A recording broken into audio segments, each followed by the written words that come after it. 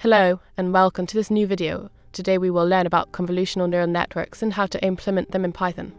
Let's start by understanding the basics of convolutional neural networks, or CNNs. CNNs are a type of deep learning model, which are primarily used for image classification, object detection, and image generation tasks.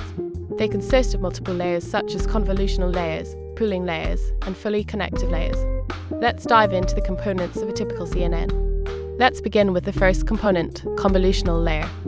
Convolutional layers apply a convolution operation on the input, passing the result to the next layer. Each element of the resulting feature map is obtained by applying a filter to a local patch of the input image. The idea is to capture the local information of the image effectively. Let's move on to the next component. Next is the pooling layer. Pooling layers, commonly implemented as max pooling layers, progressively reduce the spatial size of the input by downsampling it. This reduces the amount of parameters and computation in the network and helps to prevent overfitting. Now, let's discuss the final component. The last component is the fully connected layer. Fully connected layers are responsible for connecting every neuron in one layer to every neuron in the next layer.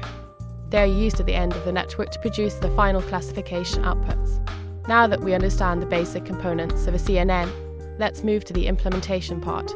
To implement a CNN in Python, we will use the popular deep learning library called TensorFlow. Let's start by importing the necessary libraries.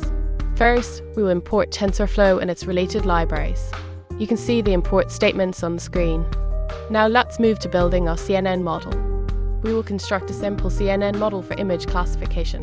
For this example, we will use the following layers: contour-D, max pooling tour-D, and dense. You can see the code for the model on the screen. That's it. We have successfully built a simple CNN model using TensorFlow in Python.